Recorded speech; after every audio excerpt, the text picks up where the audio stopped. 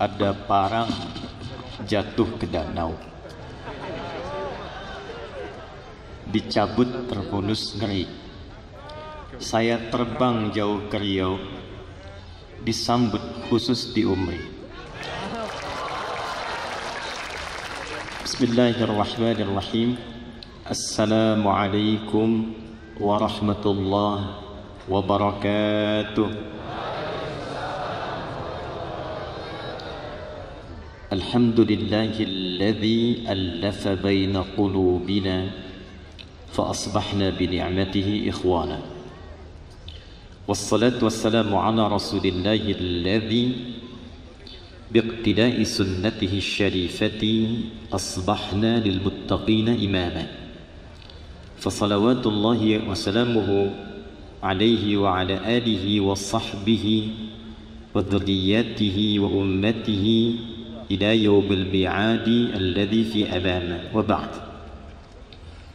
Yang kita hormati, kita muliakan tuan rumah keluarga besar Universitas Muhammadiyah Riau, Pak Rektor Al-Ustaz Syekh Dr. Sayyidul Amin beserta seluruh jajaran rektorat, dekanat, BPH, Profesor Kiai Haji Nadir Karim, unsur Forkopimda dari Pak Gubernur diwakili Pak Asda, juga alhamdulillah disertai dari stakeholder pemerintahan Kepri, baik yang as-sabiqunal awwalun, telah Allah berikan kesempatan yang terhormat Brigjen Saleh, baik yang sekarang kita doakan Pak Gub seyogianya yang berkenan membersamai, oleh Allah diuji, ada sakit yang beliau rasakan,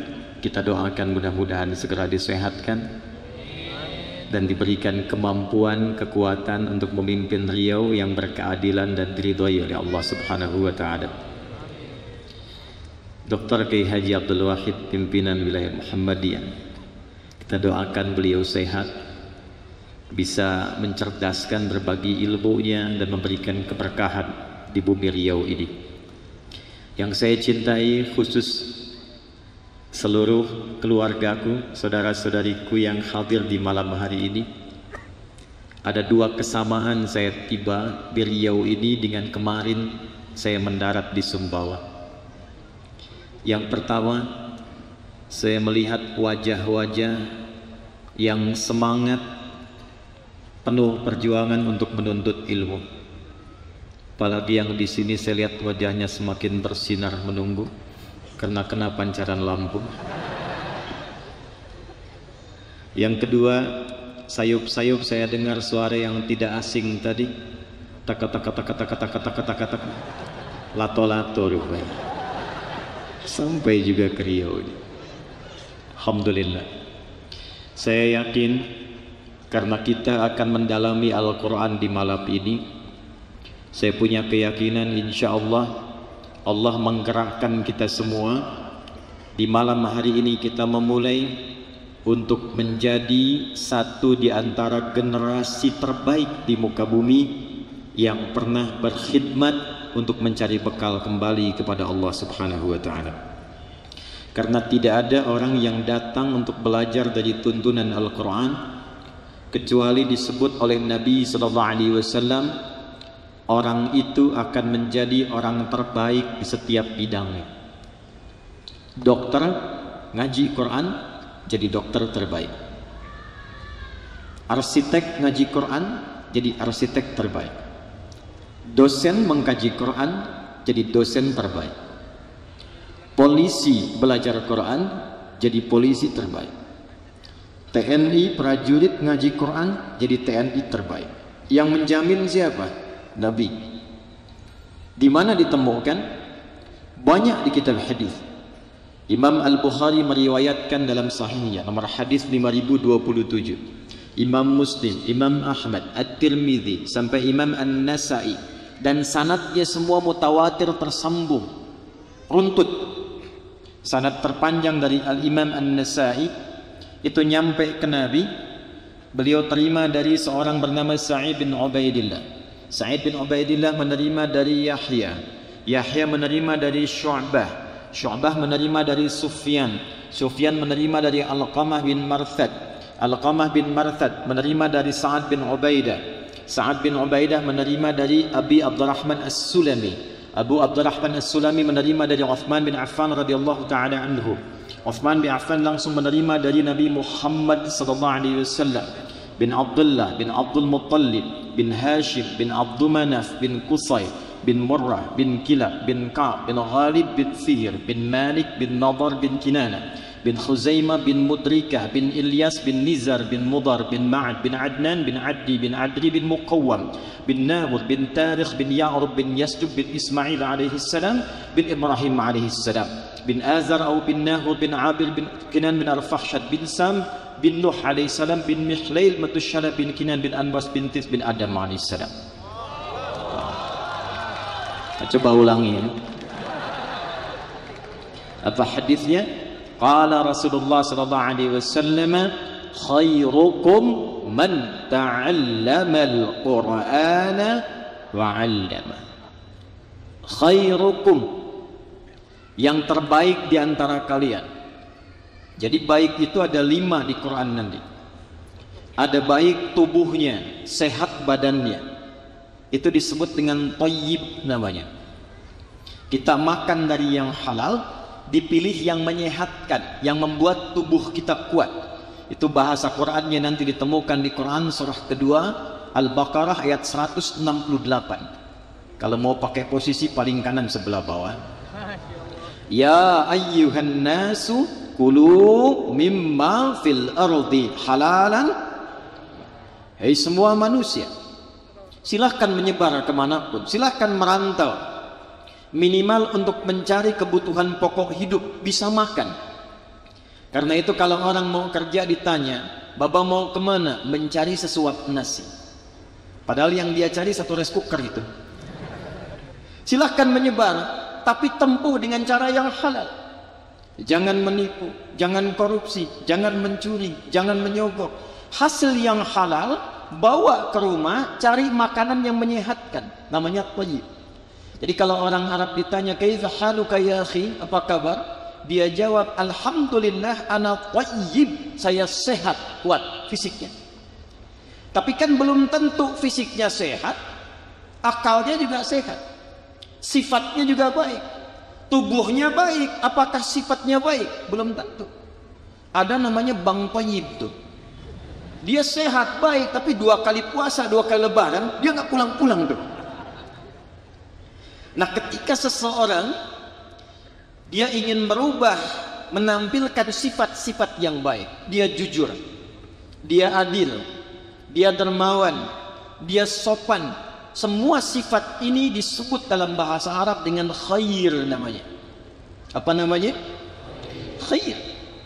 Nah, kata Nabi, orang kalau belajar Quran itu ciri pertamanya pasti akan merubah dirinya menjadi orang baik.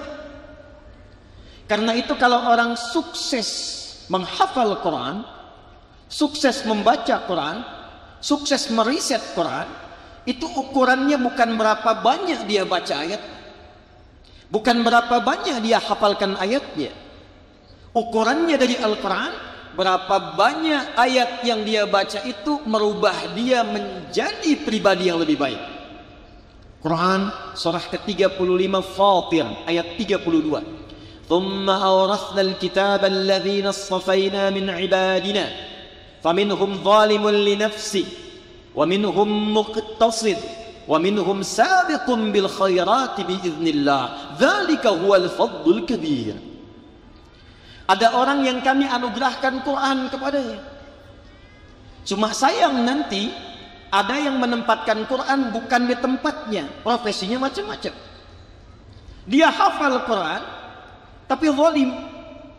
Zalim itu menempatkan sesuatu bukan pada tempatnya.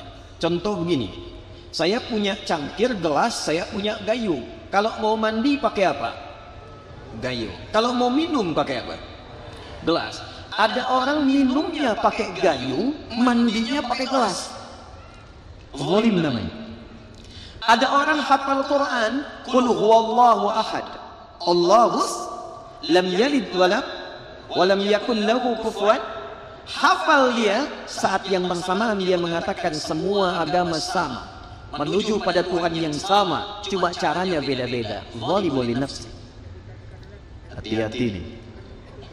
Hadis Muslim 9 jilid syarah Imam An-Nawawi, lihat jilid pertama, nomor hadis yang 11 sampai 12. Qala Rasulullah sallallahu alaihi wasallam, sayakunu fi akhir ummati unasun, atau sayati alaikum zamanun, di riwayat lain, akan tiba satu masa engkau akan dapati orang-orang yang yuhaddithunakum bima lam tasma'uhu aw yasma'unahu aba'ukum. Kalian akan dengar ada orang-orang yang ceramah, nulis buku, nyampaikan satu pendapat, bicara tentang Islam, akan menjadikan kalian kaget karena belum pernah dengar sebelumnya. Kata Nabi, jangankan kalian, orang dulu pun kalau dengar itu bisa ikutan kaget. Jadi Abu Jahal pun kalau dengar itu bisa kaget gitu. Abu Jahal ya, tidak pernah mengatakan semua agama sama. Dia mengatakan kita beda, karena itulah kemudian dia bertindak yang salah. Orang sekarang ada yang berani mengatakan, mengambil ayat Quran, dia katakan semua agama sama. Kata Nabi, iyyakum wa iyyahum, waspadalah, waspadalah. Siapa ciri orang yang sukses dengan Qurannya? Wa minhum sabiqum bil khairati biiznillah. Dialah orang yang dengan Qurannya mampu merubah dia berperilaku lebih baik di hadapan Allah Subhanahu wa taala. Jadi insya Allah ini ada Pak Asda di birokrasi. Kalau semua birokrat kita, dari yang bawahnya, yang desanya, lurahnya, camatnya, sampai gubernurnya mau belajar Quran, maka insya Allah akan ditemukan pejabat-pejabat yang terbaik di bidangnya. Insya Allah. Dan diaminkan Pak. Ya. Karena tangannya dekat dengan taat, pegang Quran, jarinya tahiyat-tahiyat, gak akan pernah itu maksiat. Pak Asda, ada proyek Pak, ini tolong Pak, ada fee-nya 1 miliar. Maka karena beliau dekat Quran, dia katakan, maaf ya, tangan saya ini tangan taat, jarinya jadi tahiyat, tidak akan pernah berbuat maksiat. Masya Allah. Tapi fee-nya Pak, katanya infonya naik 10 miliar. Sebentar, saya istihara dulu. Gak ada istihara dalam maksiat. Jadi kalau kita mau kembali ke Quran, kembali mendekat kepada Al-Quran, apalagi di bulan yang mulia ini, maka ada jaminan dari Nabi, semua orang yang mendekat kepada Quran, apapun profesinya, maka dia akan dirubah langsung oleh Allah, sukses di bidangnya dan terbaik di bidangnya. Yuk kita lihat. Maaf ya, Nabi itu lahir di mana? Halo? Di Mekah. Mekah saat Nabi dilahirkan maju atau tidak? Baik. Lihat baik-baik. Yang pintar banyak tidak di sana? Baik. Yang pencuri banyak tidak? Yang penipu ada? Pezina ada? Pemabuk ada kumpul semua. Kalau kumpul keburukan, sifat dan orangnya disebut jahiliyah namanya. Kalau perbuatannya saja jahil, orangnya jahil, digabungkan jahiliyah. Jadi kenapa disebut jahiliyah? Karena semua bentuk keburukan khatam di situ. Saya tadi bicara waktu siang di kampus, maaf, pemabuk itu yang paling amatir itu 5 kali mabuknya sehari. Jadi kalau belum 5 kali itu belum mabuk, belum amatir. Kebayang ya? Kalau ada pembegal, itu sekampung begal semua, nggak nanggung. Yang maju di Romawi, yang tinggi di Persia. Pada masa itu Mekah di bawah, nggak berkembang, keburukan banyak. Tapi menariknya ketika Allah mengutus Nabi Muhammad SAW, Allah tidak memberikan tongkatnya Nabi Musa, tidak memberikan mu'jizatnya Nabi Isa alaihissalam, tidak menundukkan awan untuk dinaiki seperti Sulaiman alaihissalam, tapi yang diturunkan oleh Allah Al-Quran. Al-Quran. Dan apa yang terjadi? Ketika semua belajar Al-Quran sesuai dengan profesinya, Abu Bakar As-Siddiq belajar, pelajari manajemen bisnis, bagaimana petunjuk di Qurannya, pelajari Quran keseluruhan, maka berubah menjadi orang yang terbaik di zamannya sampai sepeninggal Nabi Muhammad SAW. Umar yang tadinya keras, yang kalau bertemu ngajak berkelahi, siapa yang berani denganku ketemu di bukit A, tapi pamit dulu pada ibu yang telah melahirkannya, karena dia akan kembali tanpa nama. Umar yang pernah jualan Tuhan yang terbuat dari roti. Musim panas keliling-keliling Tuhan. Tiba-tiba lapar, disimpan Tuhan berhalanya itu di atas satu batu, kemudian minta izin. Ya Lata yang Manat ya Uzza, hadirini, tolong maafkan aku sementara, toleran dikit. Untuk ja'ian, saya lapar sekarang, pinjam kepalanya sebentar, makan.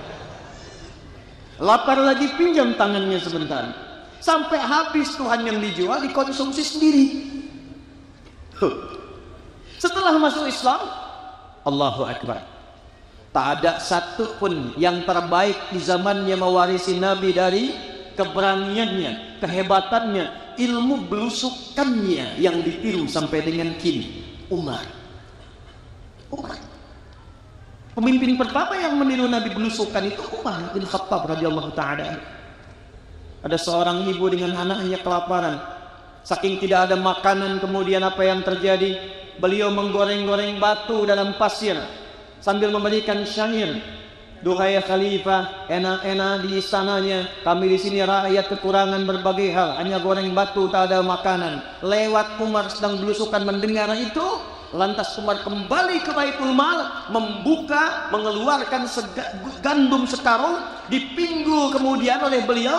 Ketika dipanggul itulah datang ajudannya ingin membantu, kata beliau, tidak, saya yang dihisap. Dibawa ke tempat ibu itu dan tidak mengatakan saya Umar. Zaman dulu nggak ada kamera, zaman dulu tidak ada media sosial, zaman dulu tidak ada update status, zaman dulu tidak ada peluang untuk menampilkan ke banyak orang. Umar tidak cerita kalau beliau Umar, dimasakkan oleh beliau. Bahkan saat dimasakkan itu ibunya masih bersyair, duhai khalifah, enak-enak di istana, cuma orang lain yang datang ke sini untuk membantu saya memasak. Disuapkan pada anaknya tanpa pernah mengatakan saya Umar. Kenal Utsman bin Affan? Ayo bilang kenal. Utsman manajemen bisnisnya bagus. Diajak oleh Abu Bakar As-Siddiq, Abu Quhafa masuk Islam, mengajak Abdurrahman bin Auf masuk Islam. Tapi setelah menerima risalah Quran, belajar dari Quran, meningkat bisnisnya sampai naik level kayanya ke level yang tertinggi, nomor 3. Nomor 1 kaya, nomor 2 kaya banget, nomor 3 kebangetan kayanya. Sampai sekarang Umar masih punya aset di Madinah. Saya katakan tadi siang, terakhir saya umrah beberapa waktu lalu, sekarang sudah ada hotel namanya Hotel Utsman bin Affan, wakaf Utsman bin Affan di Madinah. Modalnya apa? Mengolah sumur dengan kebun, diwakafkan jadi aset, dimasak kemudian dialih fungsikan menjadi hotel, hasilnya disimpan di rekening bank, disodakahkan atas nama Utsman bin Affan. Orangnya sudah meninggal 15 abad yang lalu, masih punya rekening di Bank Saudi sekarang, Utsman. Antum masih hidup belum tentu punya rekening di sana. Jadi semua orang dengan profesinya itu pasti jadi orang hebat. Khalid bin Walid, Abu Ubaidah bin Abi Al-Jarrah. Nabi punya 12.000 orang sahabat setelah meninggal dunia, 38-nya panglima. Satu kekuatan panglimanya bisa menaklukkan Persia dan Romawi. Barakah dari mana? Quran. Apakah hanya untuk orang di masa Nabi saja? Tidak. Karena Quran itu kalau berkahnya sudah turun, maka satu, siapapun yang menerima Quran akan menjadi orang terbaik. 2, di tempat manapun ada ahli Quran, tempatnya akan mendapatkan keberkahan menjadi baik. 3, di waktu kapanpun ada Quran, waktunya akan diberkahi oleh Allah sehingga menjadi baik. Contoh, Quran diturunkan oleh Allah lewat malaikat siapa? Jibril. Jibril ketika menerima Quran berubah status menjadi Sayyidul Malaikah Ruhul Amin, pemimpin para malaikat. Nabi Muhammad SAW menerima Al-Quran, statusnya naik jadi Sayyidul Anbiya wal Mursalin. Waktunya Quran turun di satu malam. Saat turun di malam itu berubah status malamnya dari malam biasa jadi malam istimewa. Malam biasa itu disebut dengan lail. Lail jamaknya layali. Lail, lela, lili, leli, layali itu malam. Ibu Leli, ibu malam-malam. Tapi kalau ada yang istimewa di malam itu, tambahkan tak di ujungnya, lailah. Quran diturunkan di malam itu, jadi berkah malamnya. Inna anzalnahu fi lailatin mubarakah. Ada berkahnya. Ketika berkah, berubah nilai malam itu, value-nya berubah. Nilai pahalanya lebih daripada 1000 bulan. Disebut dengan malam Al-Qadar. Inna anzalnahu fi lailatil. Turun di harinya Jumat. Jumatnya berubah jadi Sayyidul Ayyam. Turun di mana? Mekah. Mekahnya bertambah keberkahan. Nabi pindah dari Mekah ke mana? Dari Mekah ke mana? Dari Mekah ke mana? Bukan Madinah. Madinah itu ketika ada Quran. Saat Nabi pindah, pindahnya bukan ke Madinah, pindahnya ke Yathrib namanya. Yathrib. Yathrib itu nama satu dari umat Nabi Nuh yang setelah banjirnya reda 1 tahun 10 hari berpencar, ada yang bernama Yathrib nanti bin Mahlil kakeknya datang ke wilayah itu bertempat disebut dengan nama orangnya, maka tempatnya disebut dengan Yathrib. Nabi datang ke situ, maaf sekali, ekonomi tertinggal, pasar dikuasai Yahudi, dimonopoli, konflik tinggi, 600 tahun Aus dan Khazraj gak pernah tuntas, politik tajam, kriminalitas tinggi, pasarnya kotor. Datang ke situ turun cahaya Quran, cuma 2 tahun, berubah, berkembang, jadi suasana kota, pasarnya stabil, orangnya jadi baik. Kemudian jadi suasana kota yang mencerahkan, ilmu mulai banyak sehingga dikenal. Kalau ada pasar yang jujur, itu tuh di sana. Kalau ada orang-orang baik, itu di sana. Kalau ada orang-orang yang hebat, itu di sana. Semua menginspirasi. Suasana kota yang menginspirasi dalam bahasa Arab disebut dengan Al-Madinah Al-Munawwarah. Turun Quran jadi Al-Madinah Al-Munawwarah. Jadi Quran itu turun dimanapun, di tempat, di waktu, di orangnya pasti berubah jadi baik. Apakah hanya di era Nabi saja? Tidak. Karena satu-satunya kitab suci yang dijadikan bimbingan sampai akhir masa kehidupan hanya Al-Quran. Taurat diturunkan pada siapa? Halo? Pada siapa? Musa alaihi salam. Untuk siapa? Bani Israel. Tahu dari mana? Quran, ya itu paling gampang Quran. Quran surah 17 ayat yang kedua. Wa ataina Musal kitab, dan dengan keagunganku diberikan Musa kitab, namanya Taurat. Quran surah ketiga ayat ketiga. Ya, nazzala 'alaikal kitaba bil haqqi musaddiqan lima baina yadayhi wa anzala Taurat. Apa fungsi Taurat? Balik lagi ke Quran surah ke-17 ayat 2. Wa ataina Musal kitaba wa ja'alnahu hudan li bani Israil. Khusus sekomplek Bani Israel saja. Itu aja, nggak keluar. Nabi Isa dapat apa? Injil. Injil di dalamnya sama, hudan, tapi untuk siapa? Li Bani Israel. Quran beda. Ketika turun risalahnya, kalimatnya beda. Syahrul Ramadan alladzi unzila fihi al-Quran hudan lin An-Nas disebutkan 241 kali dalam Al-Quran, mencakup semua manusia tanpa kecuali, tanpa batas. Dan oleh Allah dijadikan abadi karena dijamin melewati setiap masa. Karena itu dijaga semuanya, lafadznya dijaga, maknanya dijaga, keutamaannya dijaga, kemuliaannya dijaga. Nggak ada satupun kitab di muka bumi yang sejak diturunkan dibaca terus sama isinya, tak berubah. Zaman Nabi dibaca Alif Lam Mim, zaman sekarang dibaca Alif Lam Mim. Bukan cuma ayatnya, Tapi cara bacanya pun sama dan dijaga dengan ilmu. Tak ada satu buku bacaan di muka bumi yang dijaganya pakai ilmu, cuma Quran. Anda baca Quran nggak bisa biasa. Alif Lam Mim. Dari kan kita mengenai babi. Udah lil muttaqin, nggak bisa. Ada panjangnya, pendeknya, makhrajnya, wakafnya, wasalnya. Alif Lam Mim.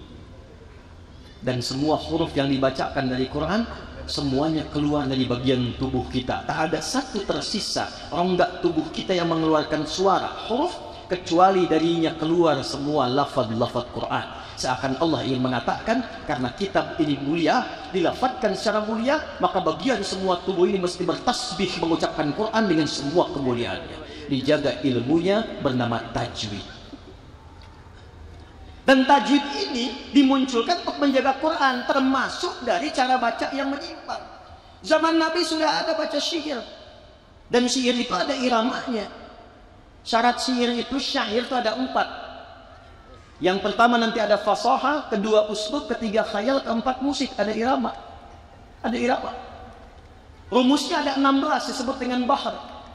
Ada bahar tawil, tawilun lahulun al-bukhuri fadailu, fa'ulun mafa'ilun, fa'ulun mafa'ilu. Kifa nabki min dhikra habibin wa manzili bisaqdili wa bainad dakhuli fahawmali. Ada rajas, mustafilun, mustafilun, mustafilun, mustafilun, mustafilun, mustafilun. صوت الصفير البلبلي هيج قلبي الثامني الماء والزهر مع زهر لهو المقلي فأنت يا سيد لي وسيدي فمولى فكم تيمني غزيل أخت الخلي فطفته من لذة في هذا الرجل فقال لا فقد غدا مغرمني فولولت ولي يا ويل لي فقلت لا تولني فبين اللؤلؤ لي قالت له هنا كذا إن غد المقلي كهتنك كيل لي طب لي. Ada madid, mufa'alatun fa'ilatun, tala'al badaru min thaniyatil. Itu rumusnya madid.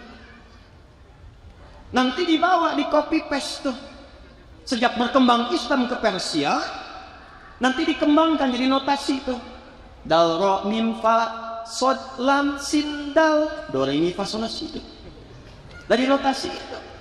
Di masa Islam dikembangkan di Spanyol berjaya Islam, dijadikan rumusan nazam, dibawa ke gramatikal dasar ilmu. Ke bahasa muncul alfiyah, rumusnya rajaz muzdawan, rajaz lagi. Mustaqilun, ya. Kalamuna lafzun mufidun kastaqim, wasmun wa fi'lun thumma harfunil kalim, wahiduhu kalimatun wal qawlu am, wa kalimatun biha kalamun qad yu'am. Biljarni wa tanwini wan nida wa al wa musnadin lil ismi tamyizun hasal bita fa'alti atat wa ya if'alli wa nun iqbalanna fi'lun yanjali.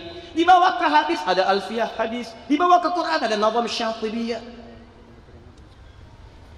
Ditinggalkan, ditarik lagi sama barat, dirubah lagi ke musik. CDF, G, A, B, C, G, A, B, C, D, F, G, D, F, G, A, B, C, D, A, B, C, D, F, G, A, F, G, A, B, C, D, E, B, C, D, E, F, G, A, B, F, G, A, B, C, D, A, C, D, A, B, C, judi, itu. Fokus. Tapi apakah notasi itu bisa dibaca untuk Quran? Gak bisa. Makanya orang-orang jahiliyah bingung ini. Ini ada syair 16 rumus. Tapi kau bacaannya Muhammad SAW ini nggak sama dengan kita. Dia indah, tapi bukan syair. Dia punya makna, maknanya lebih dalam. Bingung mereka itu. Dan mereka nggak pernah baca Quran pakai rumus mereka. Misal yang madid, tala'al badaru alaina. Saya belum pernah dengar imam-imam hebat di muka bumi, apa itu di Masjidil Haram di Mekah, atau itu di Kuwait misalnya, atau di tempat yang lain, baca surat Ad-Duha pakai lagam itu. Wad-duha wal-laili idza saja. Jadi enggak usah aneh-aneh. Iyyaka na'budu wa iyyaka nasta'in. Ubar jemaah. Alam nashrah laka sadrak. Quran itu indah, dijaga dengan ilmunya, cara bacanya lengkap, dan abadi ilmunya. Itulah Quran. Jadi kalau dengan semua keterangan ini kita belum yakin itu adalah firman Allah, bukan bahasa manusia, dengan cara apa lagi dijelaskan. Makanya interaksi dengan Quran itu jadi ibadah. Dan setan berjuang supaya nggak ada Quran. Satu-satunya bacaan di muka bumi yang saat dibaca, awas, orang tidak bosan tapi cepat ngantuk, Quran. Ada orang bosan baca Al-Fatihah sih? Coba saya tanya, sehari itu baca Al-Fatihah 15 kali atau 16 kali? Yuk, 16. Berarti subuhnya cuma 1 rakaat. 17 kali. Tapi tak pernah saya dengar kalimat bahwa pusing gitu baca Quran 17 kali sehari. Tak ada orang bosan. Tak ada orang pening baca Al-Fatihah. Tapi kalau dibaca Al-Quran 1 jam tuh baca terus tuh. Ini .com.id sejam update tuh. Al-Quran Yasin, baru Yasin tuh 10 menit ngantuk. Apa pasalnya? Karena memang ini ibadah dan setan nggak akan biarkan. Jadi kalau nggak ada unsur taqarrub ilallahnya, setan tuh gampang sekali, nggak usah digoda, tiup dikit aja langsung. Tapi kalau ada unsur ibadah, ya merubah Anda jadi baik, karena setan tuh nggak kenal baik. Lawannya malaikat, nggak kenal salah. Setan disebutkan 88 kali dalam Al-Quran, malaikat disebutkan 88 kali dalam Al-Quran. Malaikat membisikkan ke jiwa takwa, setan memprovokasi nafasnya, fujurnya, nafsunya. Nafsu disebutkan 115 kali dalam Al-Quran, takwa yang terkait nafsu disebutkan 115 kali dalam Al-Quran. Allahu Akbar, Allahu Akbar. Cepat, sudah azan. Pernah merasa begitu? Itu bisikan malaikat. La ilaha illallah. Pernah? Baru ada? Belum komat? Setan. Setan nggak kenal benar. Karena itu setiap yang dekat dengan kebenaran, setan masuk supaya salah. Masuk. Malaikat nggak kenal salah, kenalnya benar terus. La ya'sunallaha ma amarahum wa yaf'aluna ma yu'marun. Jadi mengerjakan yang benar terus, gak kenal maksiat, tupoksinya jelas. Makanya gak pernah terjadi malaikat berbuat maksiat. Pernah dengar malaikat Jibril korupsi ayat? Setan gak kenal dengan kebaikan, salah terus. Manusia punya potensi baik, tapi juga punya potensi yang bisa disesatkan oleh setan. Tengah-tengahnya. Jadi kalau salah, bedanya dengan setan, manusia tobat. Adam manusia, iblis bagian setan. Iblis salah, iblis tidak tobat. Ma mana'aka alla tasjuda idh amartu. Iblis, kenapa kamu enggak sujud ketika aku perintah? Bukan sujudnya yang penting, tapi ini perintahmu kata Allah. Quran surah 7 ayat 11 sampai 12. Ana khairum minhu, khalaqtani min narin wa khalaqtahu min tin. Aku levelnya lebih tinggi daripada dia. Aku lebih hebat. Enggak level yang tinggi, hormat kepada yang rendah. Qala khuruj minha, keluar kamu. Dikasih kesempatan tobat, enggak tobat. Adam diizinkan salah untuk menunjukkan kepada kita bagaimana caranya tobat. Begitu Adam salah alaihi salam, maka diberikan oleh Allah petunjuk tobat. Quran surah 2 ayat 37. Fatalaqqa Adamu min rabbih kalimatin fataba. Dibimbing dengan kalimat. Apa kalimatnya? Quran surah 7 ayat ke-26. Rabbana zalamna wa illam taghfir wa tarhamna lanakunanna minal. Karena itu bedanya manusia dengan setan. Setan salah, setan tak tobat. Manusia kalau salah, manusia tobat. Jadi kalau ada manusia salah nggak pengen tobat, namanya apa? Lihat saya begitu. Namanya manusia tapi sedang diprovokasi oleh setan. Jelas? Sekarang kita kembali. Ini kita baru mukadimah, kita belum mulai. Belum mulai materinya, saya baru kasih pengantar. Kita sampai jam berapa ya? Sampai subuh. Iya nggak apa-apa ya. Saya pesawat jam 6.10. Sebelum subuh sudah ke bandara, nggak ada masalah. Ya, silahkan dah sampai subuh. Saya jam 10 saya sudah bergerak. Nah sekarang begini, saya tanya sekarang. Ngaji Quran, Qurannya sama nggak dengan yang sekarang dengan yang di zaman Nabi? Sama nggak? Bacaannya sama, sanadnya sama. kok hasilnya beda? Orang baca zaman Nabi, kul dibaca, orangnya jadi keren, kul. Ini muka kul semua. Kul huwallahu ahad, qul huwallahu falaq, qul a'udzu birabbin nas, ya. Baca surat yang sama jadi hebat. Tahu Bilal? Tahu Bilal? Bilal bin Rabah modalnya cuma al-ikhlas, qul huwallahu ahad. Tapi dari ayat itu menginspirasi beliau jadi kuat, dahsyat, mentalnya hebat, tenaganya bagus, semangatnya tinggi, dicambuk di tanah lapang yang sangat gersang dengan terik panas luar biasa, dibakar batu awalnya, kemudian dibentangkan, diikat, dicambuk. Irtad, murtad engkau. Jawab Bilal, ahad. Irtad, ahad. Irtad, ahad. Jadi nggak dicambuk, nggak dipanasin, kasih lato-lato, murtad.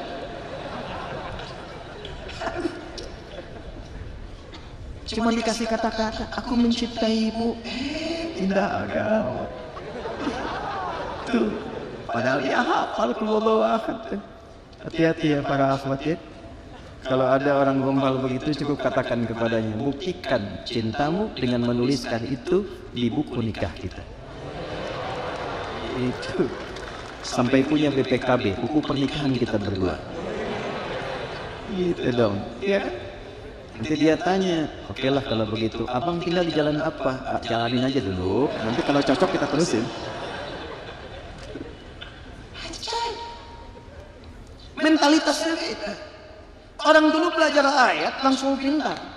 Orang dulu belajar ayat langsung sukses. Dan mereka membaca semua amal itu dengan keyakinan yang tangguh.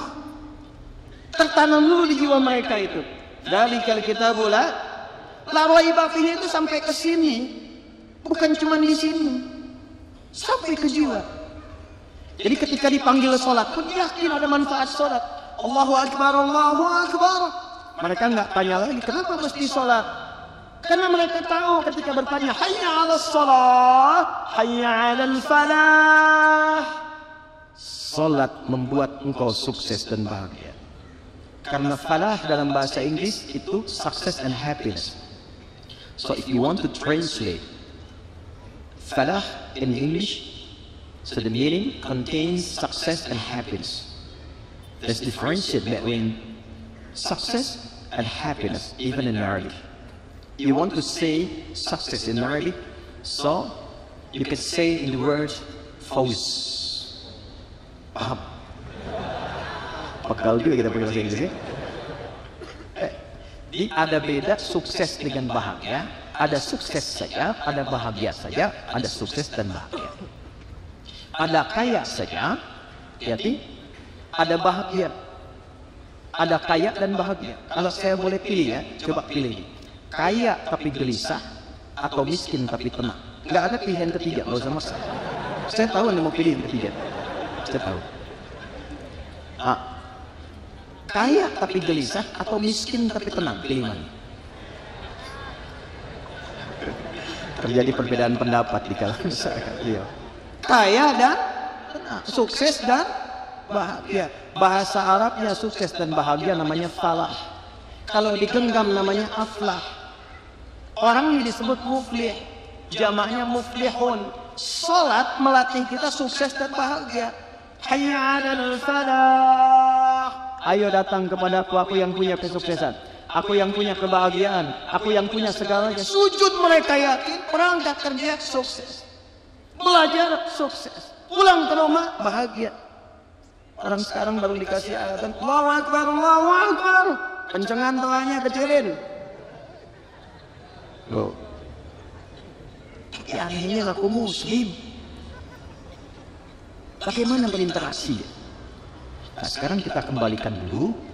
Yang pertama mesti kita lakukan, perbaiki dulu hati. Perbaiki hati. Kalau ini sudah tersentuh dengan baik, maka semua akan mudah untuk didapatkan. Sentuhlah ia tepat di, maka ia akan jadi milikmu untuk. Sentuhlah Quran dengan hatimu, maka Quran akan terus berada dalam jiwamu untuk selamanya. Makanya perbaiki hatinya dulu. Yakinkan dulu, ikhlaskan dulu supaya cahaya masuk.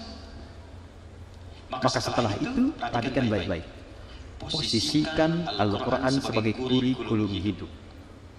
Jangan ditempatkan sebagai bacaan biasa. Quran mukjizat bukan? Halo, mukjizat bukan? Hebat tidak? Kalau mukjizat berarti beda dengan bacaan lain. Sehebat-hebatnya bacaan yang lain, orang bosan 3 kali baca udah saya hafal. Anda mau baca apa? Novel, majalah, apapun yang paling hebat dijual laris, jutaan eksemplar, dicetak di mana-mana. Orang kalau udah baca sekali nambah, 2 kali nambah, 3 kali bosan. Quran tidak. Quran tidak. Karena sifatnya kurikulum kehidupan. Maka setelah itu, perhatikan baik-baik, ini rahasianya. Setelah hatinya terbuka, karena Quran mukjizat, maka semua yang dibacakan akan berpengaruh kepada jiwa kita. Nanti cara mengetesnya begini, kalau hatinya sudah kebuka, sudah enak berinteraksi dengan Quran, tandanya begini. Fokus ya, kita mulai ke inti bahasan. Tandanya Quran surah 8 ayat kedua. 1. Innamal mu'minuna alladhina idza dzukirallahu wajilat qulubuhum wa idza tuliyat 'alaihim ayatuhu zadatuhum imanan wa 'ala rabbihim tawakkalun. Ciri insan beriman yang sejati itu cek dulu. Kalau disebutkan nama Allah ada konfirmasi getaran dalam hatinya. Jadi kalau disebutkan nama Allah nanti ada gelombang di hatinya yang mengkonfirmasi ada getaran. Nah itu beda dengan gelombang cinta, beda dengan gelombang saat Anda salah di jalan ketemu polisi di depan. Dagdikduk beda. Maka dicek 5 kali dalam sehari. Dari sejak bangun subuh ke siang zuhur ke sore asar menjelang malam maghrib sampai ke isya, masih ada iman enggak? Karena kata Nabi ada orang yang paginya beriman, sorenya bisa luntur iman. Asbaha mu'minan wa yumsi kafiran. Wa yumsi kafiran. Maka dicek lewat suara adzan, karena itu diperdengarkan pertama kali lafaznya Allah. Allahu akbar, Allahu akbar. Ada konfirmasi di hati. Ya Allah, sudah adzan. Bangunlah subuh itu karena dengar adzan. Maka ini pertanda hanya Anda punya iman, cuma imannya standar. Standar. Tinggi tidak, rendah juga tidak, tengah-tengah. Subuh jam berapa adzan nanti? 5 lewat berapa? Hah? 5 lewat 5, 5 lewat 3, 5 lewat 4, 5 lewat 6. Jadi perbedaan pendapat. Ini menunjukkan ada yang datang dari tempat yang berbeda-beda, tidak dari tempat yang sama ya. Kita ambil 5 lewat 6 misalnya. Allahu akbar, Allahu akbar. Bangun, ya Allah sudah adzan. Itu tandanya Anda masih punya iman cuman standar. Di kantor jam masuk jam 7, datang jam 7 standar. Tapi Anda bangun dari jam 4. Menyiapkan diri, menunggu panggilan, iman kuat. Tapi kalau Anda dipanggil jam 5 lewat 6, baru bangun jam 6 lewat 5 dan belum ingat sholat, tipis cahaya imannya, tipis. Tapi kuncinya apa? Ini tes, mari kita bacakan. Wa idza tuliyat 'alaihim ayatuhu. Kalau dibacakan ayat-ayat Allah kepadanya, zadathum iman, bertambah getarannya. Ada konfirmasi, mendengar bacaan Quran ada getaran. Makanya bacanya nggak boleh sembarangan, tajwidnya dibaca. Apalagi kalau suaranya indah seperti Qori tadi. Izin Pak Rektor, Pak Ketua BPH nanti yang Qori tadi, insya Allah kami tanggung biaya kuliahnya ya sampai selesai.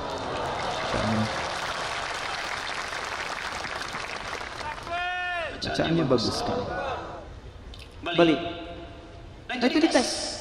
Kalau sudah ada konfirmasi, nanti dipakai interaksinya enak. Itu mauhibah namanya. Ada pembuka diberi oleh Allah. Tidak perlu indah-indah, tapi kalau baca ada getar. Maka ada keinginan nanti untuk membaca. Kalau sudah ada itu jangan tinggal. Karena untuk memulai lagi itu tak mudah. Maka kata Al-Quran, kalau sudah ada pembuka hatinya akan terbagi kepada 3 golongan ahli Quran. 1, tahap pemula. Tahap apa namanya?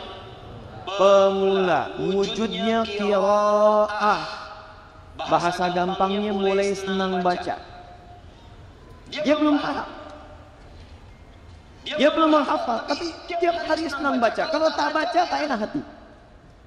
Maka dia punya gerakan one day one juz, one day one verse. Sehari 1 ayat, sehari 1 juz, one day one page, sehari 1 halaman. Karena kecintaannya yang ingin dekat dengan Quran tak bisa tinggal. Saya punya murid di TK, dari TK. Cintanya ke Quran tinggi. Dia hanya mau masuk kelas kalau ada kelas Quran. Kalau tak ada pelajaran Quran, dia tak mau, dia tunggu di luar, dia merajah baca sendiri. Dipaksa masuk, nangis. Ada yang lebih daripada itu. Ada anak yang kalau nggak baca Quran sehari sakit. Anak-anak. Itu sudah menyatu. Nah nanti kalau sudah terbiasa baca, nggak mau tinggal, jadilah dia golongan ahli Quran di level pertama. Level pertama.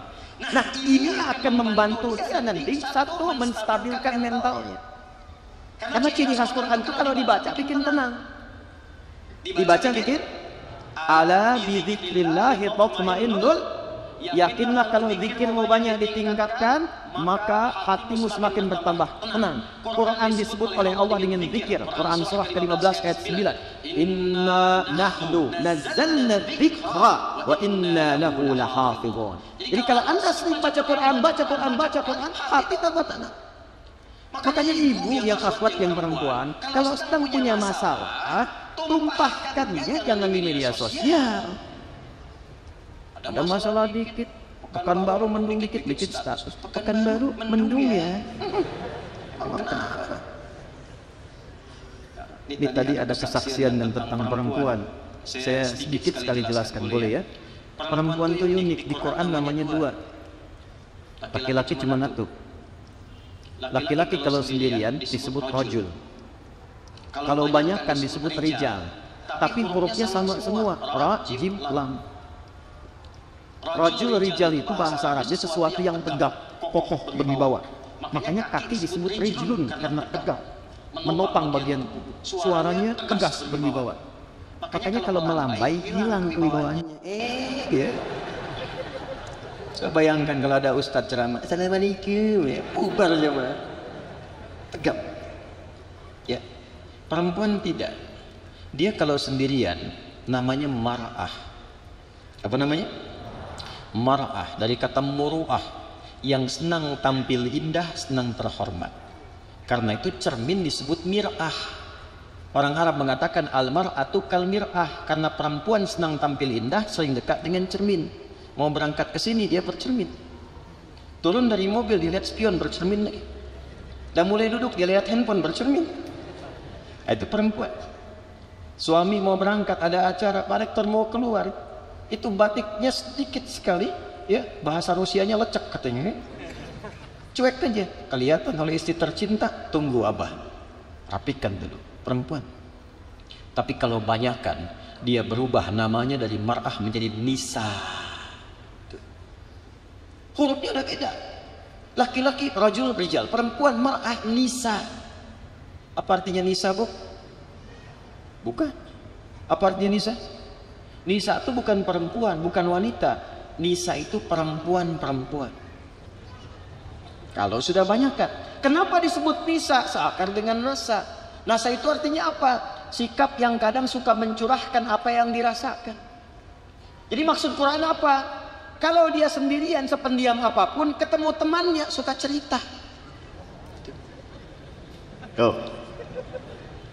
Makanya diingatkan di surat An-Nisa ayat 34. Fassalihatu qanitatun hafizatun lil ghaibi bima hafizallah.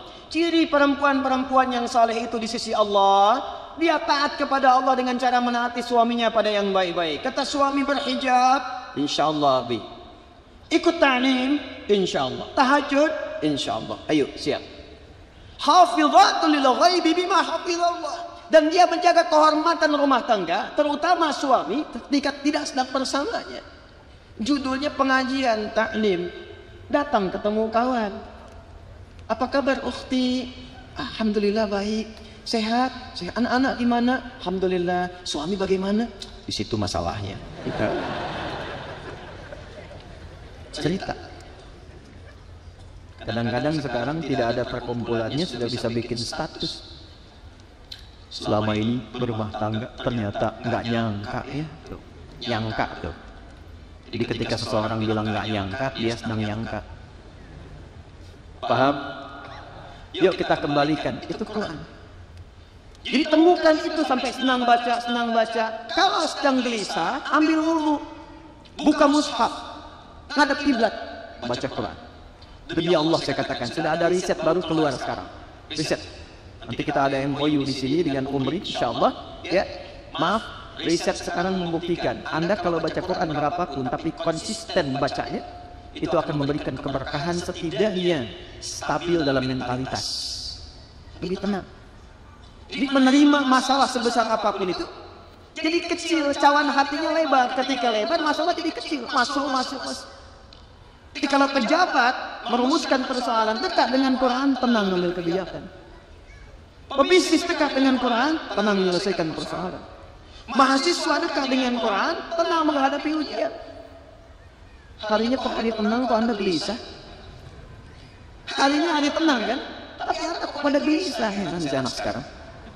Karena belajarnya nggak nempat. Waktu belajar digunakan main lato-lato, hari tenang baru belajar Quran. Nanti yang kedua, sholat. Sholat itu bikin tenang. Makanya tempat sholat itu beda sendiri. Anda masuk masjid dengan masuk rumah, lebih tenang ke masjid. Makanya dulu orang-orang kalau kerja di zaman Nabi bisnis, keluar tuh ada syuruk dari masjid, pulang ke rumahnya. Ini bisa rumus sih teman-teman yang dagang, yang bisnis pengusaha. Itu nggak langsung ke rumah, mampir masjid dulu. Sholat 2 rakaat, tawakal pada Allah, memohonkan, ya Allah saya telah berikhtiar seperti apa yang telah Engkau perintahkan, maka mohon berikan rezeki seperti apa yang telah Engkau janjikan. Makanya keluarnya pulang ke rumah yang dibawanya aura masjid, bukan aura jalan. Pulang ke rumahnya tuh aura masjid, tenang, enak, ketemu anaknya, main-main. Karena anak itu nggak kenal Anda sebagai direktur, nggak kenal Anda sebagai pimpinan. Anda jenderal, iya, di mana? Di kesatuan, di rumah Anda ayah. Anda manajer, direktur, di mana? Di kantor, di rumah Anda abdi. Iya. Saya di sini Ustaz, alim, panggil Syekh. Di rumah mereka nggak kenal saya dengan Syekh, alim, Ustaz. Apa Anda pikir saya pulang ke rumah disambut Ustaz? Tidak. Anak saya butuh ayahnya. Buya, anak yang kecil yang 2 tahun, kita baru pulang dari Amerika, datang ditungguin malam-malam. Nggak mau, 2 tahun. Buya, aku Masya Allah. Adik, apa kabar? Buya bertanya-tanya. Kedua, apa? Adit, 2 tahun. Dengar aja lah, dia cerita, dia main kuda-kudaan, dia naik ke punggung, dia naik jalan-jalan. Dia rindu Buya, ya ternyata. Dia tak kenal Ustaz, tak peduli dia. Masjid bikin tenang. Ada seorang saleh, rajin murajaah Quran, baca Quran, dan dia padukan dengan masjid. Ini kisah nyata. Saya kalau cerita hampir nggak pernah saya kutip yang aneh-aneh. Di daerah Pasar Rebo agak ke atas, orang saleh agak sepuh. Jadi beliau ini unik. Tiba-tiba ada orang dari kota ingin bangun masjid, tapi pengen di situ dan dikelola oleh bapak itu. Bayangkan. Saya juga nggak paham gimana tiba-tiba bisa terjadi. Singkat jadi kelola, jadi dirawat, disayang-sayang, dan wafatnya sesuai dengan kebiasaannya. Masya Allah. Kamis, Ramadan, senderan belakang, meremlek, meninggal. Ya Tuhan, nafsu mutmainah, indah wafatnya.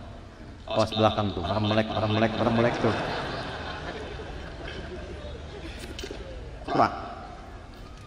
Nah, yang kedua, ini insya Allah nanti kita kerjasamakan dengan Umri. Makanya kenapa saya mulai dari kampus. Nanti insya Allah saya keliling. Ada jadwal-jadwal kita bertemu. Nanti pesantren-pesantren Quran. Mungkin nanti dengan pemerintah setempat kita diskusi. Ya, tunjukkan diri keislaman baik. Yang kedua itu namanya tilawah, kajian Quran. Sesuai dengan passionnya. Jadi kurikulum. Bisa. Anda yang dagang, yang bisnis kan sudah tahu pebisnis di masa Nabi dituntun Quran, sukses, asetnya sampai sekarang masih ada. Pertanyaannya, kenapa Anda tidak mengeluarkan konsep manajemen bisnis dalam Quran? Ikuti. Dan nggak akan pernah bertentangan dengan sistem kehidupan. Lalu detailnya lihat dalam hadis. Makanya Quran dengan hadis bersanding. Ada Quran, detailnya di hadis. Imam Al-Bukhari kan saat nulis kitab Sahih Al-Bukhari, Al-Jami' As-Sahih Al-Musnad Al-Mukhtasar min umuri Rasulullah sallallahu alaihi wasallam wa sunanihi wa ayyamihi, Itu beliau kumpulkan secara tematik, ada temanya, 97 tema. Jadi tema kehidupan dirinci oleh beliau sesuai kebiasaan Nabi. Ini petunjuknya. Anda yang imannya naik turun kayak lift, sudah turun dan naik. Pengen naik gak turun. Buka topik kedua, Kitabul Iman. Ada 57 hadis. Dicantumkan ini ayatnya dulu, ini hadisnya. Ini ayatnya, ini hadisnya. Subtopiknya dibagi. Mana iman yang naik saat sendirian, mana iman kalau naik saat bersama-sama, iman kalau naik dengan harta, iman kalau naik dengan kedudukan, apa yang mengganggu iman sehingga menjadikan lemah, hindari. Ada ayat, ada hadis. Adik-adik yang belajar, kenapa nggak keluarkan Kitabul Ilmi topik ketiga? Lalu Anda riset, ada ayatnya, ada hadisnya. Di mana belajarnya cepat paham, supaya nggak lupa-lupa. Kapan waktu belajar, kapan waktu mengulang, kapan mengamalkan, kapan jadwal kajiannya ada. Nabi itu punya jadwal mengajar khusus untuk perempuan, kajian ibu-ibu ada hari Kamis. Kajian laki-laki di Sufah, waktunya ada dirinci dan seimbang. Apa amalan yang menguatkan pada kecerdasan, pada kepintaran ada. Nah, Anda yang pebisnis keluarkan ayat-ayatnya. Ada Kitabul Buyur dalam hadisnya, keluarkan. Ini cara mengelola harta, ini cara memanajenya, ini cara meneruskannya, ini aktifanya, ini nyusunnya, menghindari ribanya bagaimana, memprioritaskannya bagaimana, mendistribusikannya bagaimana.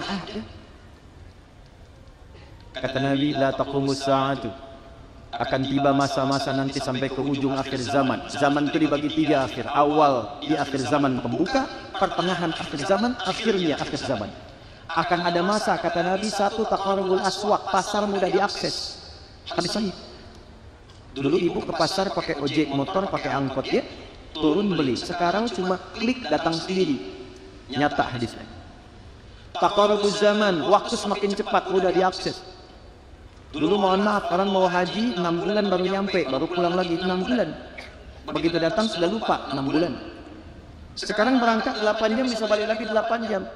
Ke Riau, maaf, pakai becak berapa lama kapan sampai? Pakai kapal laut ada terbatas, pakai pesawat cuma 1 jam nyampe. Akan berzaman. Nah, sekarang dalam masa itu memanfaatkannya bagaimana? Saya diskusi tadi. Ya, dengan bagian pengelolaan anggaran, pengelolaan distribusi dari penghasilan Pemprov dan sebagainya.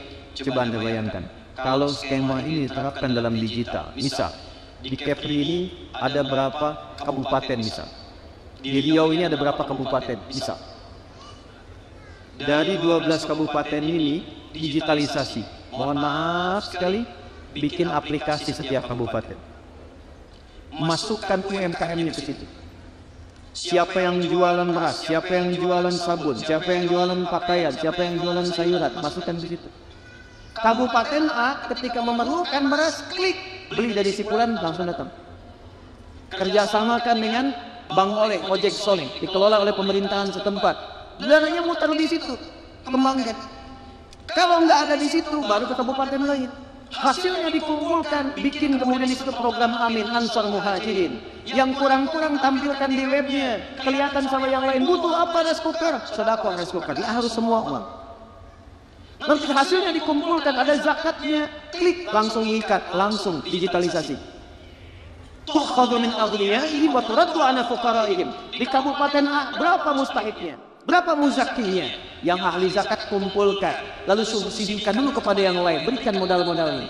Nanti kalau kelebihan, setorkan ke atas, ke provinsi, subsidikan ke kabupaten lain. Pakai itu selesai. Setidaknya kemiskinan dan program prasejahtera bisa ditekan.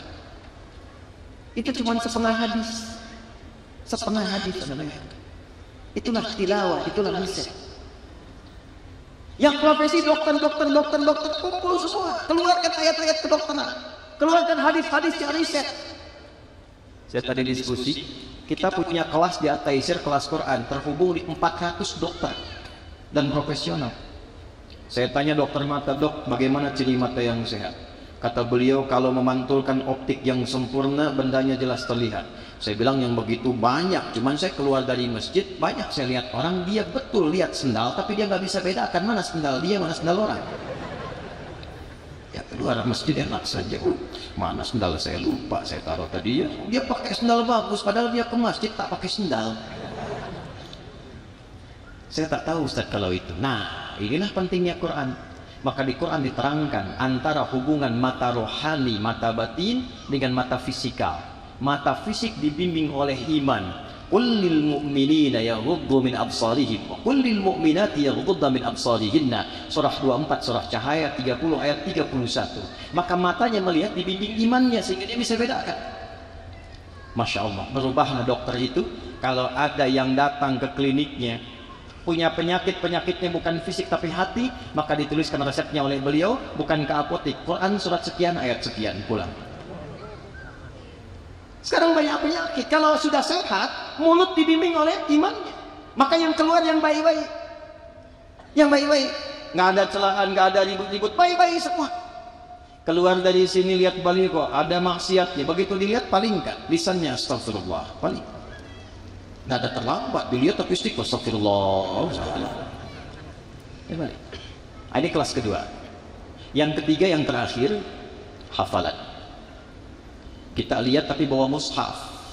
Wah, suasana gelap di belakang, nggak bisa dilihat mana ayatnya tadi. Ketemu nggak ketemu halamannya. Bawa, simpan di sini. Simpan di sini. Qiraah, tilawah, hifz, tahfidz, hamilul Quran, hafalkan Qurannya. Dan ternyata 4 kali Allah sampaikan di Quran. Sekali aja cukup, 2 kali lebih dari cukup, 4 kali nggak percaya keterlaluan. Quran surah 54 ayat 17, ayat 22, ayat 32, ayat 40. Walaqad yassarnal Qur'ana lidzikri fahal mim muddakir. Nah, itu yang insyaallah kita akan coba teruskan ke setiap tempat. Dan di Riau ini pusatnya insyaallah tadi kita bicara dengan Pak Rektor akan dimulai di Umri ini. Kita malam ini akan MOU formal. Nanti kita akan kirimkan sebagai pendahuluan 2000 paket hafalan Quran untuk menghafal 30 juz dalam 30 hari. Ya. Bukan juz 30 juz. Dan ini terbukti insyaallah. Nanti di Bekasi itu ada yang 24 hari, 25 hari, ada yang rekor 14 hari. 14 hari. Ya. Ada yang 30 hari plus. Jadi begitu 30 baru 27. Dia pengen nambah. Ya, ada yang sampai 40, 49 usianya. Apakah dipikir anak-anak 14-15? Tidak. Ada yang 49 tahun, 50 tahun, ada yang 82 tahun ikut. Maka saya berharap nanti insya Allah dari sini akan terpancar ahli-ahli Quran biiznillah. Ya. Yang kedua, nanti kita akan siapkan untuk riset di sini. Nanti dari hasil riset kami coba nanti, tadi juga ada dari Pemda, kita akan diskusi. Insya Allah ahli-ahli Quran yang dididik di Makra, kalau sudah selesai 30 juz, nanti boleh sinergikan dengan kami. Nanti kita akan didik dengan ilmunya, kita kirim ke cabang kita di 19 negara. Nanti mungkin ada yang kita kirim ke Amerika, ada yang kita kirim ke Korea, kita kirim ke Jepang. Insyaallah nanti, dan nanti diskemakan belajar supaya bisa ke luar negeri, pulang-pulang sudah banyak ulama di Riau ini insyaallah. Ya. Nah, jadi saya tak perlu ke sini lagi. Jadi Bapak Ibu sekalian, itu yang bisa saya sampaikan. Yang terakhir, saya minta semua rukun dengan tujuan yang sama. Semua bentuknya untuk memfasilitasi. Kendaraan satu tujuan. Ada yang bis, ada yang merek-merek tertentu saya nggak sebut supaya nggak endorse. Ya, besar, kecil, biasa, tinggi, rendah, tujuannya sama. Maka yang di Muhammadiyah, yang di NU, yang di Persis, Dewan Dakwah, semua kompak dengan satu tujuan. Saya memulai dari sini untuk memberikan pencerahan, memberikan inspirasi supaya berkemajuan. Tapi saya harapkan insya Allah Umri akan menjadi satu kampus yang terbuka, yang mengakomodasi semua kepentingan Islam supaya bisa memunculkan inspirasi dari Riau. Kita berikan pesan pada dunia global, bahkan akan ada kemajuan yang menjadi tantangan di peradaban insya Allah. Takbir. Takbir. Baik ya. Tertib, rapi, dan insya Allah mudah-mudahan semuanya berkah di sisi Allah Subhanahu wa Ta'ala. Ya. Baik, saya kira kita butuh waktu untuk beristirahat, menyiapkan kembali dan mengeksekusi apa yang telah kita siapkan. Insya Allah tahun ini terpilih 2 orang dari Riau untuk berangkat. Hari Kamis kami berangkatkan untuk jadi calon ulama. Dia akan berangkat ke Tripoli, ke Ziletin, di kampus terbaik Quran. Jadi kampus itu fakultas manapun semua harus hafal Quran 30 juz, hafalan dan tulisan. Hafalan dan tulisan. Jadi dia nggak akan lulus kecuali hafal Quran secara hafalan dan tulisan. Mohon didoakan karena kami amanatkan sampai S3. Boleh pulang libur tapi jangan selesai sampai S3. Insya Allah ke depan tidak boleh 2 orang, harus lebih daripada itu. Kita punya kerjasama dengan 19 negara. Tahun ini nanti insya Allah ada dari Madinah, ada dari Mekah, ada dari Al-Azhar, ada dari Sudan, ada dari Turki, ada dari Tripoli, beberapa yang lain. Dan insya Allah kita berikan support maksimal sehingga semuanya bisa nyaman dan gratis untuk bisa belajar. Ya, saya kira itu yang bisa saya sampaikan. Semoga Allah muliakan kita, semoga Allah jaga kita, semoga Allah jaga Riau ini dalam ridha Allah Subhanahu wa taala, dan semoga Allah jadikan Indonesia baldatun thayyibatun wa rabbuna ghafur. Allahumma taqabbal minna innaka antas sami'ul alim wa tub 'alaina innaka antat tawwabur rahim. Allahumma ya arhamar rahimin nas'aluka bitamami rahmatik وبتمام أسمائك الحسنى وصفاتك العلى. اللهم نصلي ونسلم على حبيبك الكريم رسولك المصطفى أمين سيدنا محمد وعلى آله وصحبه أجمعين. ربنا لا تدع لنا في مقامنا هذا وفي كل مقام ذنبا إلا غفرته. Ya Allah, kalau ada pendosa di lingkungan tempat ini atau di sekitarannya, maka mohon jangan biarkan dia pulang meninggalkan tempat ini kecuali Kau ampuni seluruh dosa-dosanya. Wala hamman illa farajtah. Jika ada yang pernah merasakan kegelisahan dalam hatinya, jangan biarkan dia pulang meninggalkan tempat ini kecuali Engkau telah tenangkan keadaan jiwanya. Allahumma wala asiran illa yasartah. Jika ada yang tengah merasakan kesulitan di pekerjaan, di keluarganya, di kehidupan sosialnya, mohon dengan keikhlasannya datang ke tempat ini, ringankan dan hilangkan segala kesulitannya. Wala maridan illa syafaitah. Jika ada yang Kau uji dengan penyakit seberat apapun, mohon angkat dan sembuhkan penyakitnya. Allahumma alif baina qulubina wa wahidna wa jadidna min at-tafriqah. Ya Allah, lembutkan hati kami untuk bersatu dalam kebaikan dan jauhkan kami dari perpecahan. Allahumma ij'alna min ahli al-Qur'an waj'alil Qur'ana sahiban lana fid dunya wa syafi'an lana fil akhirati ya arhamar rahimin.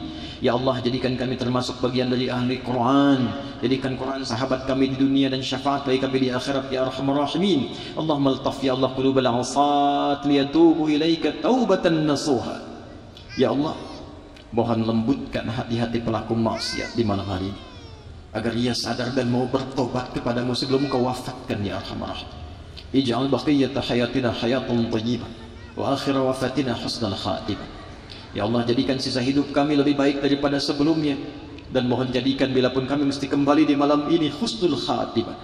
Hafiz lisana dan naqula kalimat tauhid la ilaha illallah Muhammadur Rasulullah. Ya Allah, mohon di sakaratul maut nanti, di sakaratul maut nanti mohon ringankan lisan kami mengucap kalimat tauhid la ilaha illallah. Fa'ajib ya Allah kalimatana biqaulika ya ayyatuhan nafsul mutmainnah irji'i ila rabbika radiyatan maradiyah fadkhuli fi ibadi wadkhuli jannati. Dan mohon jawab kalimat kami dengan panggilanmu yang indah, hai jiwa-jiwa yang tenang, cepat pulang kepadaku. Aku ridha dengan amalmu, Engkau pun akan ridha dengan pemberianku. Masuk dalam golongan hamba-Ku, aku siapkan surga untukmu. Allahumma ishtaqna bi Rasulillah sallallahu alaihi wasallam. Ya Allah, kami merindukan perjumpaan dengan Rasulullah sallallahu alaihi wasallam. Lam narahu ya Allah fil haya wala fil manam. Fala tudayyi' lana al-fursa li liqa'ihi yawm al-qiyamati ya arhamar rahimin. Kami tak pernah menatap beliau bersua walau hanya di alam mimpi, maka mohon jangan hilangkan kesempatan kami menjumpai Rasulullah di akhirat kelak ya arhamar rahimin. Ij'alna min ummati nabiyina Muhammad sallallahu alaihi wasallam. Ya Allah, jadikan kami termasuk golongan umat Rasulullah sallallahu alaihi wasallam. Rabbana atina fid dunya hasanah fil akhirati hasanah wa qina adzaban nar. Wa sallallahu ala sayyidina Muhammad wa ala alihi wa sahbihi ajma'in. Wa akhiru da'wana alhamdulillahi rabbil alamin. Terima kasih. Saya mencintai Anda semua karena Allah. Assalamualaikum warahmatullahi wabarakatuh.